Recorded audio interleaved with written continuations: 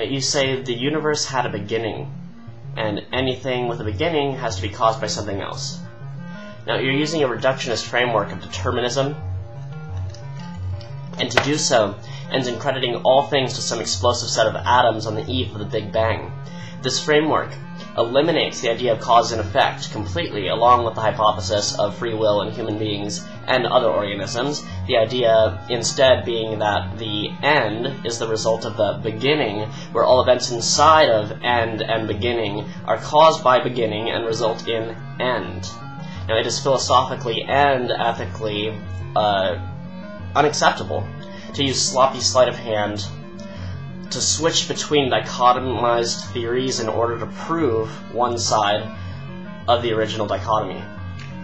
You go on to say that the universe is a closed system, and you try to illustrate this with the application of thermodynamic laws. But the reality of the situation is that universe is an abstract idea, not a definable object outside of which other things could exist. Obviously, exist is another abstract, equally undefinable, synonymous with to be, which, like exist, is a verb. Now, universe is a noun for which no verb, such as you never, exists. That is, universe is a noun for which no verb, such as you never, you nevers. You continue. Since the universe has not reached a total disorder with its process of running down and spreading out, it has not been going on forever. Now here you bring up the idea of chaos and its implications.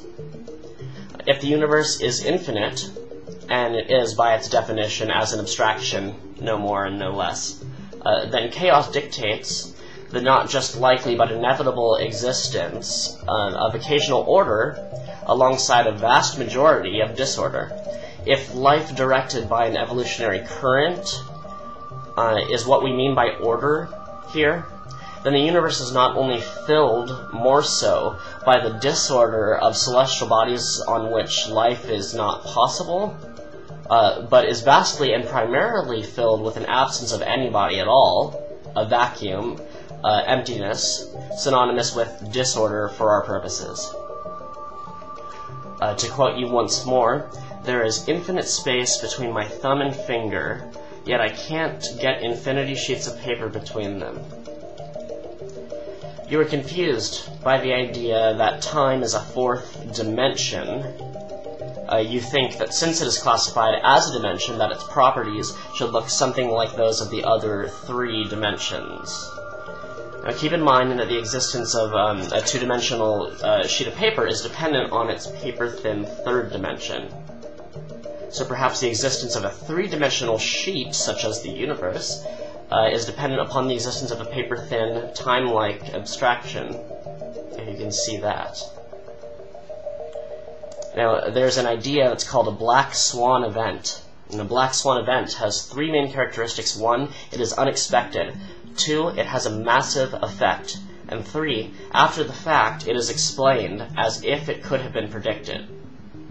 The most obvious example of a black swan event probably is the terrorist attacks in New York on September 11th of 2001.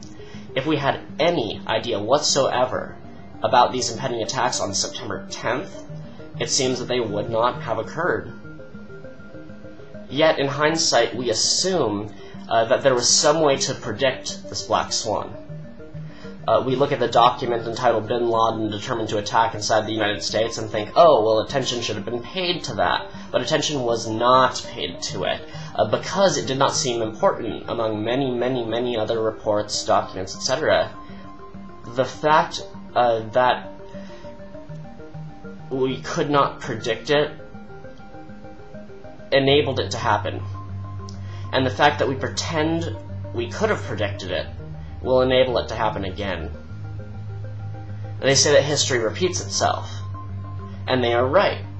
Because as soon as they say that history repeats itself, we say, well, now that we know that history repeats itself, we are prepared to avoid such repetition.